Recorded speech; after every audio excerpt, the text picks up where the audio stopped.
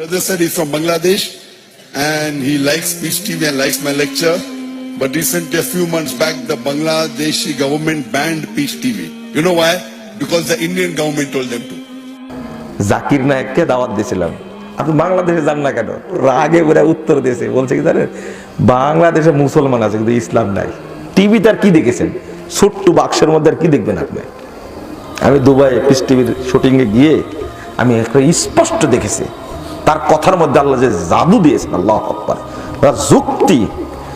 এই ছোট্ট একটা মাথার সাথে 14 কোটি বেদাতি মিলে পারলো না। আসসালামু আলাইকুম। ডাক্তার জাকির নায়েক যখন কাতার বিশ্বকাপ কাঁপাচ্ছে সেই মুহূর্তে বাংলাদেশ সম্পর্কে যখন তাকে জিজ্ঞাসা করা হয়েছে যে আপনি সব দেশে সফর করতেছেন, বাংলাদেশে কেন সাপোর্ট করতেছেন না, সেই মুহূর্তে ডাক্তার জাকির নায়েকের উত্তর কী ছিল, যেটা ভিডিও শুরু অংশে কিছুটা শুনছেন। তবে বিস্তারিত বুঝতে এবং ডাক্তার জাকির নায়েক বাংলাদেশ সম্পর্কে আসলে কি বলেছেন সে সম্পর্কে বুঝতে আপনার পুরো ভিডিওটা দেখতে হবে।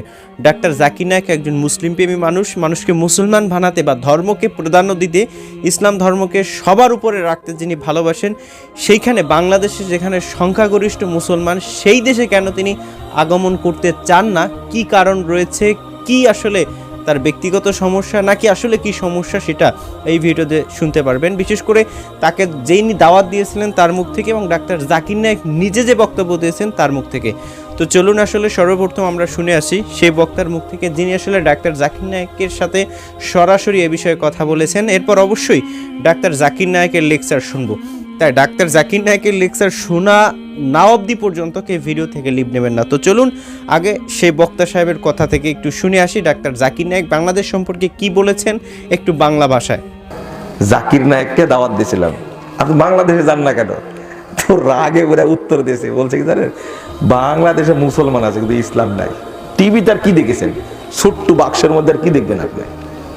আমি দুবাই পিস টিভির শুটিংয়ে গিয়ে আমি একটা স্পষ্ট দেখেছি, তার কথার মধ্যে আল্লাহ যে জাদু দিয়েছেন, আল্লাহু আকবার। এই ছোট্ট একটা মাথার সাথে 14 কোটি বেদাতি মিলে পারলো না, যার কারণে ফতোয়া দিল জাকির নায়েক কাফের।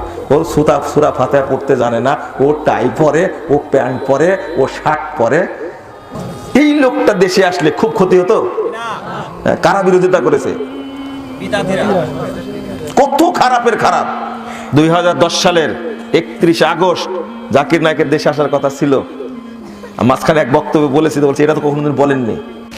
আমরা কে কোন হোটেলে থাকবো, হোটেলের রুম নাম্বারও দেওয়া ছিল, আসবে আর শুটিং শুরু হবে বাংলাদেশে। কিন্তু বেদাতিরা এত খারাপের খারাপ, এরা সব স্টার জালসার দালাল। আবার ঠিক বলছে, ঠিক বলেই তো বলছি রে ভাই, ওরা স্টার জালসার দালাল না। স্টার জালসা চালু আছে, জি টিভি না জি বাংলা চালু আছে, কিরণ মাল্লা চালু আছে, এগুলো বন্ধ হয়েছে একটা। বন্ধ করলে কোনটা? সবচেয়ে নির্ভরযোগ্য ইসলামের বাণী প্রচার করে যে টিভি চ্যানেল। আর বেদাতি মোল্লারা এত খারাপের খারাপ, মানুষকে বোঝায় জাকির নায়েক হলো ইহুদিদের দালাল, খ্রিস্টানদের দালাল। এর মুখ আর পাছা দুইটা একই, বুঝছেন? দুইটা একই না হলে এই কথা বলতে পারে? আচ্ছা, জাকির নায়েকের বক্তব্য শুনে বাংলাদেশের কয় হাজার মুসলমান ইহুদি হয়েছে বলে তো দেখি? কোন রেকর্ড আছে? অথচ এক জাকির নায়েকের বক্তব্য শুনে কত হিন্দু, লাখ লাখ হিন্দু ইসলাম গ্রহণ করেছে, হাজার হাজার। আমার সামনে আমি নিজে দেখলাম, আল্লাহু আকবার। জাকির নায়েকের বক্তব্য শুনে যে ইহুদিরা ইসলাম গ্রহণ করে, এটা স্বচক্ষে না দেখলে বুঝবেন না আপনারা। টিভিতে আর কি দেখেছেন? ছোট্ট বাক্সের মধ্যে আর কি দেখবেন আপনি? আমি দুবাই পিস টিভির শুটিংয়ে গিয়ে আমি একটা স্পষ্ট দেখেছি, তার কথার মধ্যে আল্লাহ যে জাদু দিয়েছেন, আল্লাহু আকবার, যুক্তি। এই ছোট্ট একটা মাথার সাথে 14 কোটি বেদাতি মিলে পারলো না, যার কারণে ফতোয়া দিল জাকির নায়েক কাফের। ও সূরা ফাতিহা পড়তে জানে না, ও টাই পরে, ও প্যান্ট পরে, ও শার্ট পরে। যেহেতু তিনি ডাক্তার জাকির নায়েকের সাথে সরাসরি কথা বলেছেন, সুতরাং তার কথার দ্বারা বুঝতে পেরেছেন বাংলাদেশের প্রতি তার কতটা আসলে মায়া। কিন্তু বাংলাদেশে আসতে পারতেছে না, ইন্ডিয়া থেকে যেহেতু থ্রেট দিয়েছে ডাক্তার জাকির নায়েককে, আর বাংলাদেশ থেকেও সে একই থ্রেট।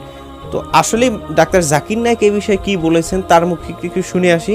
হয়তো অনেকে তার মুখের ভাষাটা বুঝবেন না, তবে শেষ অবধি পর্যন্ত থাকলে অনেক কিছু বুঝে আসবে, তাই ধৈর্য ধরে শোনার অনুরোধ করছি। আর কথা যারা আসলে মোটামুটি বুঝছেন বা বুঝবেন তারা একটু সুন্দর করে কমেন্ট সেকশনে লিখে গেলেই হবে। তো চলুন ডাক্তার জাকির নায়েকের মুখ থেকে শুনে আসি তার বক্তব্য।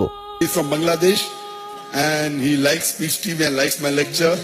But recently, a few months back, the Bangladeshi government banned Peace TV. You know why? Because the Indian government told them to. The solution is that here we were talking about demonstration. What you can do, you can file a case in the High Court against the government that how did they ban a channel which is promoting peace?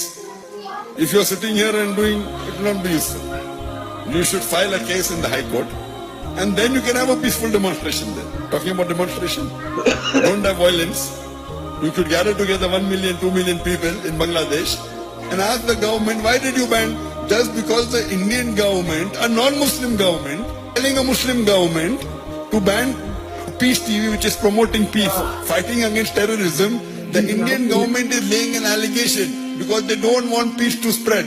They don't want Islam to spread. Because of Peace TV and my lecture, there are tens of thousands and hundreds of thousands of non-Muslims in India becoming Muslim. So the government of India is afraid. So they're laying allegations, Zakir is spreading terrorism. And you understand? So what you should do, it's a majority Muslim country. You file a case in the High Court, not that you'll win, you'll lose, I know that. At least protest. Not that if you file the case you will win, I know that. The government never allows the opposite person to win, most of the government. But at least protest. At least you'll get sawab. Our beloved Prophet, he said, Muhammad Sallallahu Alaihi Wasallam, if you see something wrong, you stop it with your hand. If you cannot stop it with the hand, stop it with the tongue. If you cannot stop it with the tongue, at least curse in your heart. So the Bangladeshi, I know, out of 16 million people on the Facebook, my fans, about 4.5 million are from পূর্বে Bangladesh. Bangladesh সরকারকে challenge দিয়ে আলোচিত ইসলামী ধর্ম প্রচারক জাকির নায়েক বলেছেন তিনি কখনোই কোনো সন্ত্রাসী কাজে উৎসাহ দেননি। তিনি বলেন জিহাদের নামে আত্মঘাতী হামলা চালিয়ে নিরপরাধ মানুষকে হত্যা করা ইসলামে দ্বিতীয় বড় পাপ, এটা ইসলামে নিষিদ্ধ, হারাম। বাংলাদেশ সরকারকে চ্যালেঞ্জ জানিয়ে জাকির নায়েক বলেন তার ভাষণের কোন অংশটা সে দেশে অশান্তি সৃষ্টি করতে পারে বলে অভিযোগ তোলা হচ্ছে সেই পুরো অনুষ্ঠানটা দেখানো হোক।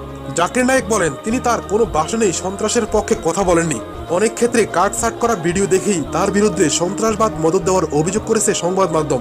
জাকির নায়েক বলেন সোশ্যাল মিডিয়ায় ঘুরছে এরকম ছোট ছোট কিছু ভিডিও ক্লিপ দেখেই এই ধরনের অভিযোগ করা হচ্ছে। একটা ভিডিও ক্লিপে আবার আমার ভাষণের একটা দুটো বাক্য অপ্রাসঙ্গিক ভাবে তুলে নিয়ে প্রচার করা হচ্ছে।